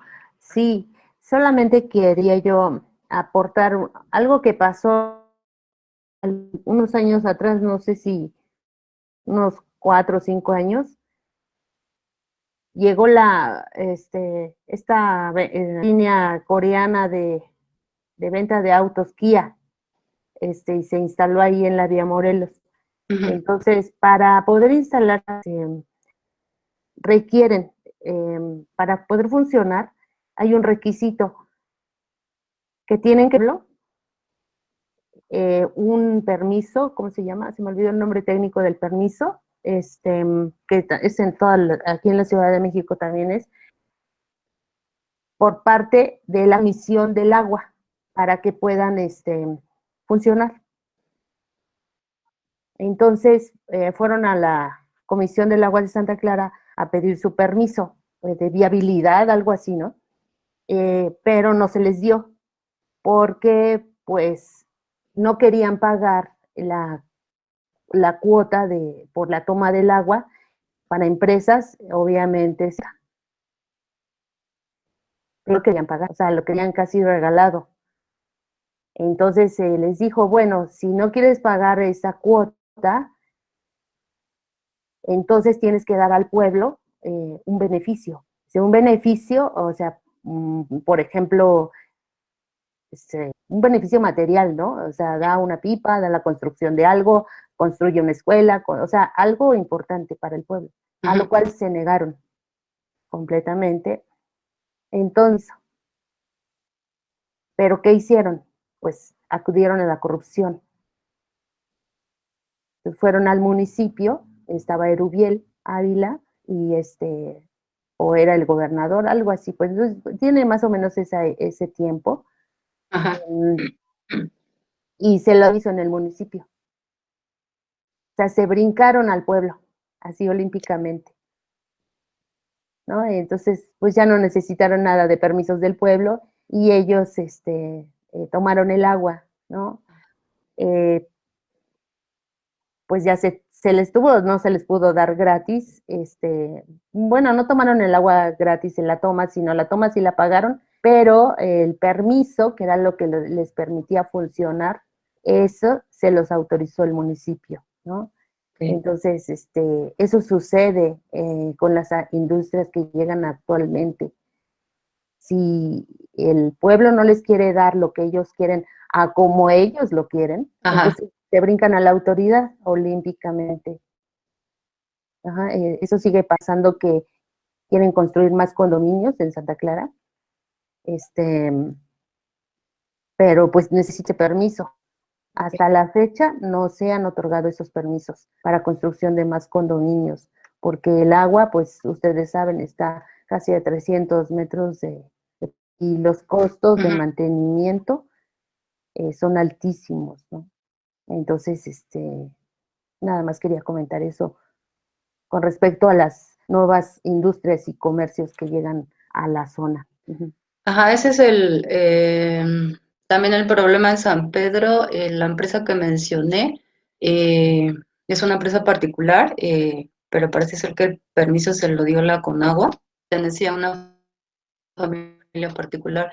No sé si todavía le siga perteneciendo o le está rentando a la empresa, pero el pozo está muy cerca de, estaba abasteciendo al pueblo, ¿no? Entonces, eso es un problema también que se está dando y ese es el conflicto que ahorita se está manejando, ¿no? Con Eh, los metros del pozo. Exactamente. Una ventaja que podemos a veces considerar en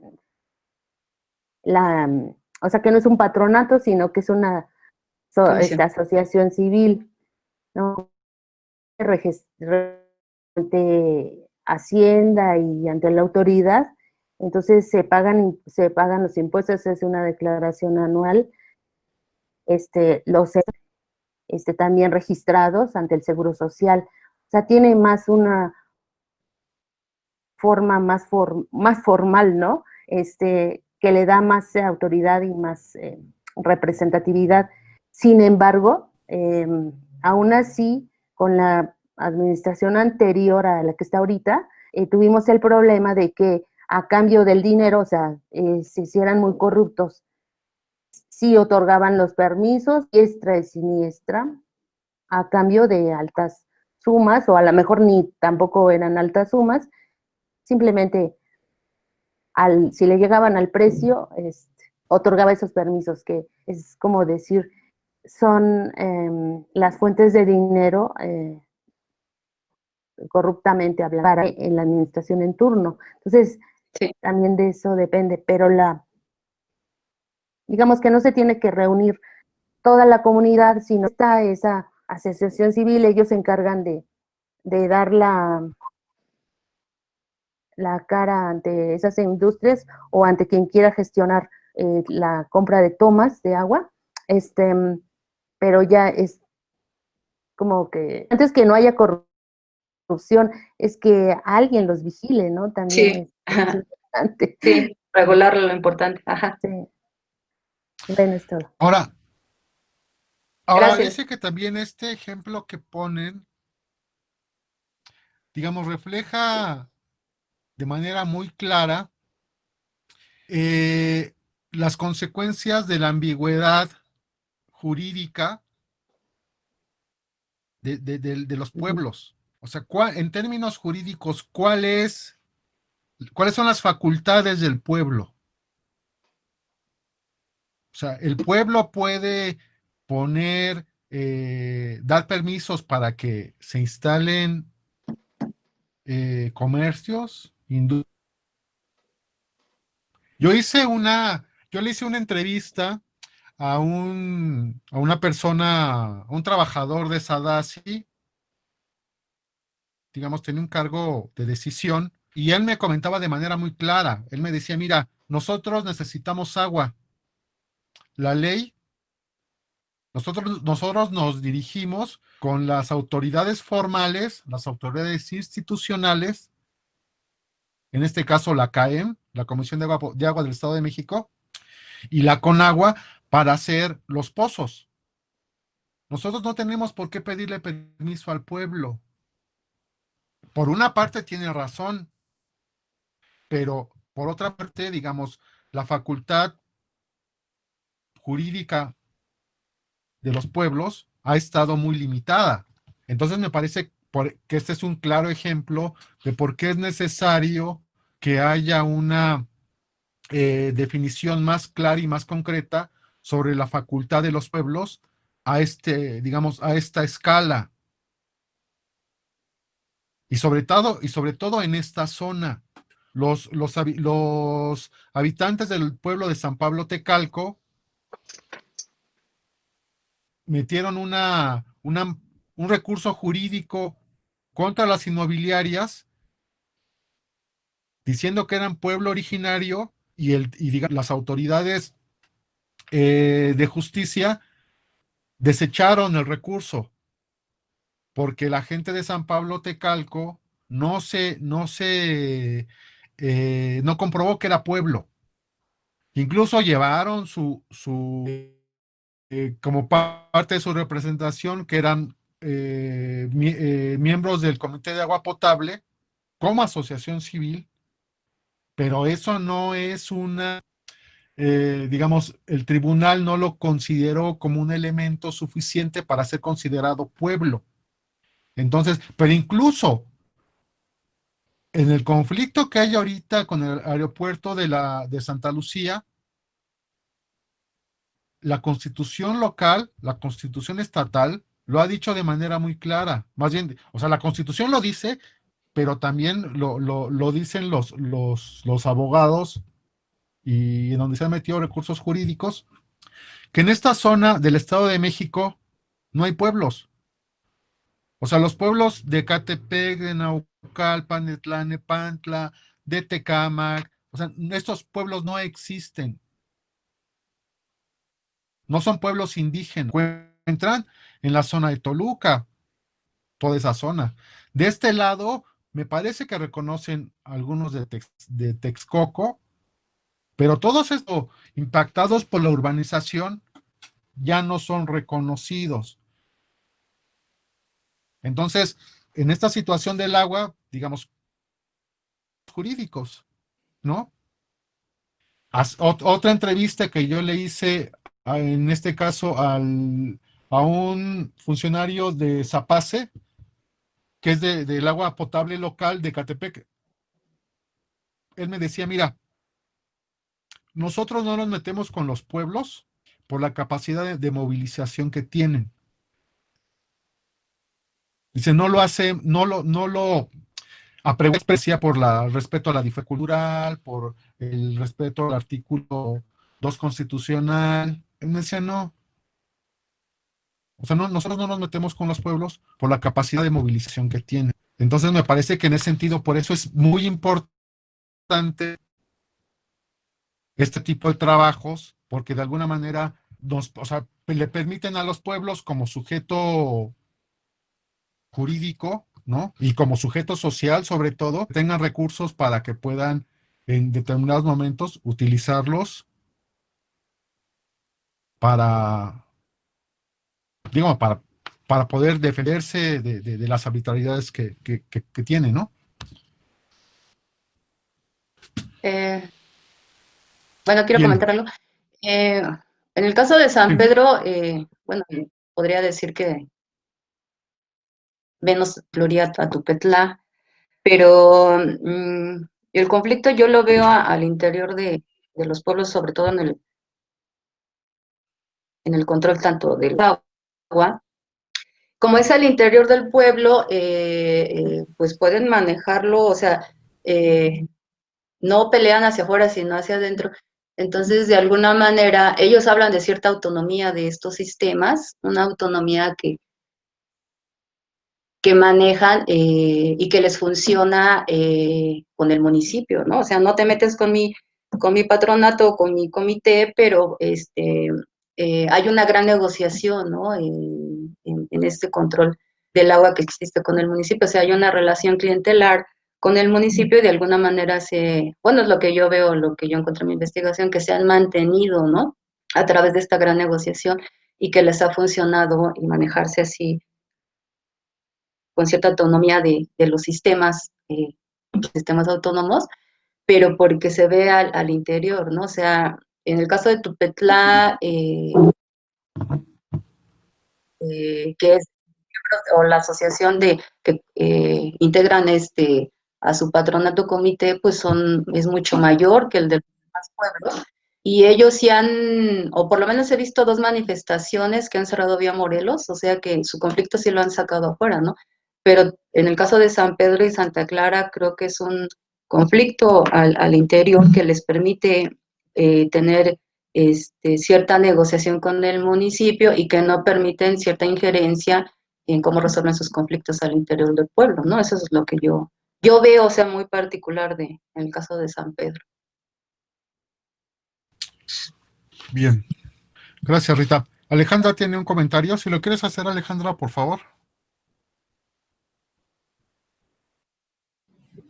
Bueno, más bien es respecto a lo que usted menciona, tal vez yo doy la lectura un poco de que el urbanismo viene siendo esta herramienta, voy a decir neoliberal, ¿no? O aliada a los intereses políticos, que sin duda no se ha consultado ni siquiera, no voy a decir nativos, ¿no? Voy a decir avecindados o populares, y de esa manera rompe y fragmenta.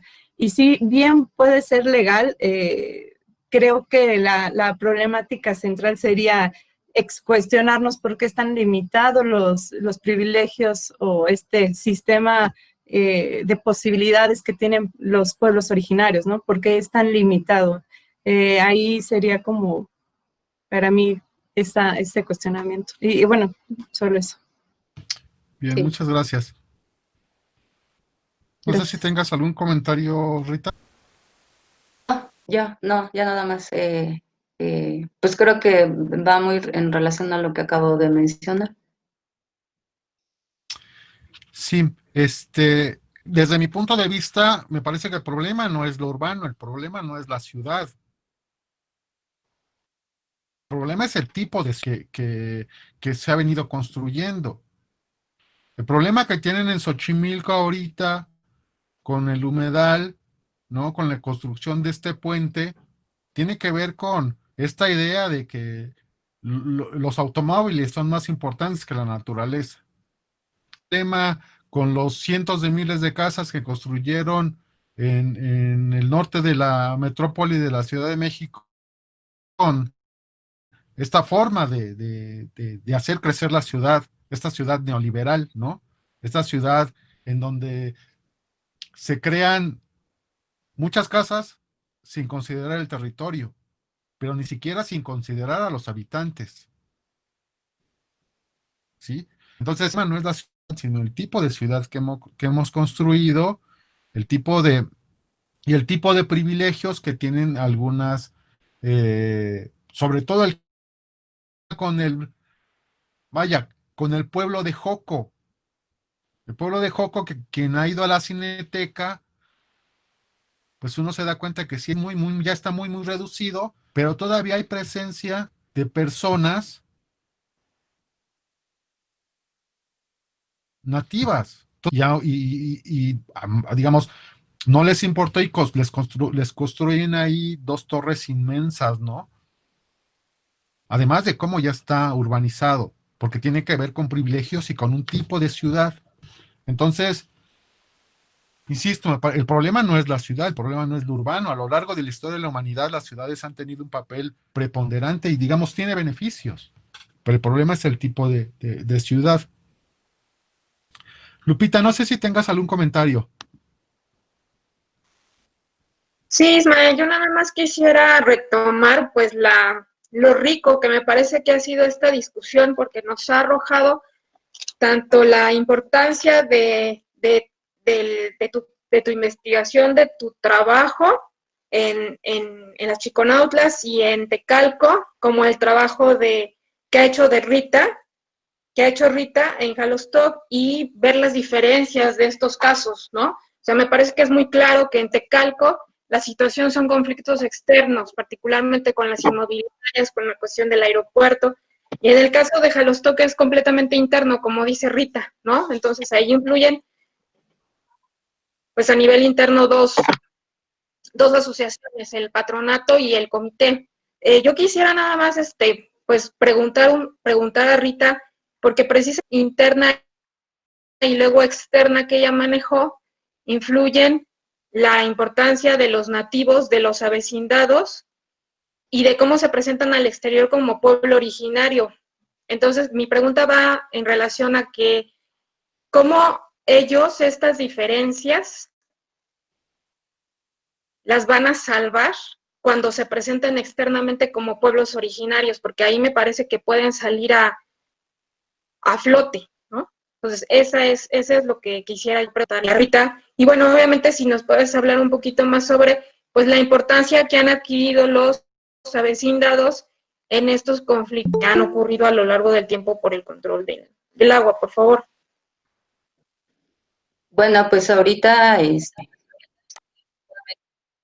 Nuevamente hay de la vecindad, porque dado este conflicto, está siendo afectado por el abasto del agua, ¿no? Entonces, si de alguna manera, bueno, el conflicto es entre los nativos, nuevamente, el sujeto de los avecindados en el cual está la lucha o el conflicto que se está manejando, porque el conflicto pues está en proceso, viene de más atrás, como ya había explicado, data de finales del siglo XX, pero es un proceso que podemos ir viendo de estos grupos familiares, y cómo van apareciendo nuevamente o surgiendo estos personajes, tanto los nativos como el nativo, perdón, el avecindado, y que pues ahorita estratégicamente pues se está volviendo otra vez un elemento importante en esta lucha por el control del agua. Ahorita no podemos ver cómo podríamos explicarlo de la cuestión de originario, porque es un proceso que todavía está en proceso, como para que podamos ver en qué momento originario el concepto les va a servir, o en qué momento les va a perjudicar o les va a beneficiar para, para resolver el conflicto, porque de alguna manera se está viviendo, ¿no? Ahorita se está observando, o tenemos, por lo menos se está viviendo este proceso, pero todavía no podemos ver, que yo creo que sería cuestión de más adelante, de ver cómo va a funcionar el concepto de originario en este conflicto, porque empezó en el 2019 y ahorita todavía está en proceso y apenas se están volviendo a retomar las actividades. Entonces yo creo que en este proceso vamos a ver cómo es que puede funcionarles o no el concepto de pueblo originario. Sí, Rita, gracias. Te vamos a invitar entonces a otra sesión más adelante, cuando todo esto pase y cuando se resuelva. ¿Cómo fue este problema, esta historia? Y es parte del presente inmediato, ¿no? Que es todo un proceso, ¿no? Oye, Rita, ¿sabías de que Sí, hay, la administración local ya estableció una comisión dentro de su cabildo de pueblos originarios o pueblos indígenas? No no. sabes si se han acercado al comité o si se han acercado a ustedes como pueblo, eh, porque a mí me llama mucho la atención. Digamos, yo no he tenido la oportunidad, pero es una comisión que esta administración ya lleva casi 2 años. Entonces, a mí me parece que es importante civilizarlo, porque, digo, si se estableció esa comisión, están reconociendo de entrada que hay pueblos, que hay indígenas, y de que hay pueblos originarios. Entonces habría que echarse un clavado ahí para ver qué está haciendo esta comisión. Y si, por ejemplo, los de estos comités, como los del agua o los de panteones o los de incluso mayordomías, tienen acercamiento con esa comisión de cabildo. lo único que sé es que el patronato y los de Catepec están registrados ante una comisión, no sé cuál sea esa comisión. Ya tienen tiempo, o sea, hay un reconocimiento me parece que parte de la CONAGUA, pero, o sea, todos estos sistemas sí pertenecen tienen un reconocimiento y pertenecen a un comité. No recuerdo exactamente el nombre, pero ya tienen tiempo y, y me atrevería a decir que los sistemas autónomos de Catepec sí marca o son diferentes a otros sistemas que existen en otros lugares. Que yo sepa, bueno, tú que lo has estudiado también, estos sistemas sí son un poco diferentes a cómo se manejan otros sistemas comunitarios indígenas del control del agua.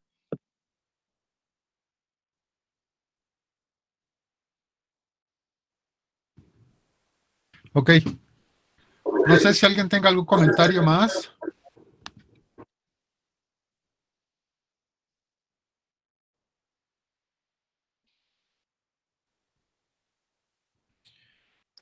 Perdón, Bien, hace rato parece Héctor preguntó. que ya no hay más. Perdón. Rita, no sé si tú...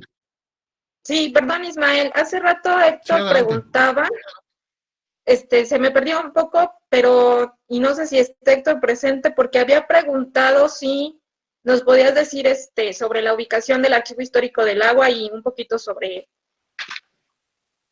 un poco más sobre el archivo, por favor. El San Rita. Valderas 94, ahorita no sé si esté funcionando por la pandemia, no sé si han normalizado, pero el acceso al archivo es abierto, no está cerrado al público.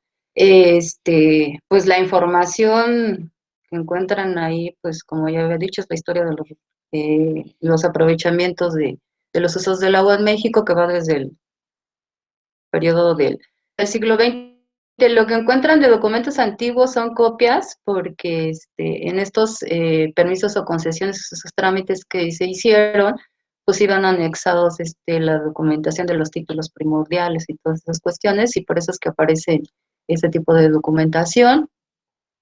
También existe un acervo fotográfico muy importante ahí en el archivo, y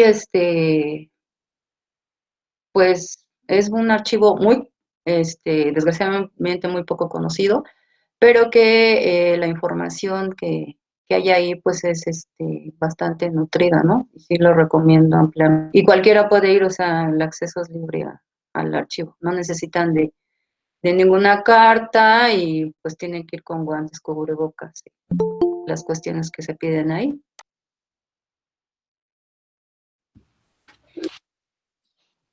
Bien, muchas gracias. Muchísimas gracias por haber estado con nosotros. Al contrario, Lupita, gracias a ti, Ismael. Muchas felicidades por tu trabajo. Gracias. No sé, quedas invitada nuevamente. Gracias. Y bueno, pues nos veríamos la próxima sesión el 3 de octubre. Con base al programa inicial íbamos a hacer una visita a la población de Tequisistlán. Como comenté en algún momento, voy a retomar obviamente ya no vamos a poder hacer la visita porque Vicente ya no está con nosotros, pero yo trabajé un poco la parte histórica del pueblo. Entonces, les voy a platicar un poco sobre eso, ¿no? Y en este caso, como pertenece al municipio de Acolman, bueno, más bien pertenecía en algún momento dado a Acolman, pues entonces la relación entre Catepec y Acolman, va a ir por ahí la sesión. Pues muchísimas gracias a todos por conectarse, y pues si no tienes algún comentario final, Ismael, nos veríamos el sábado 3 de octubre por la misma hora.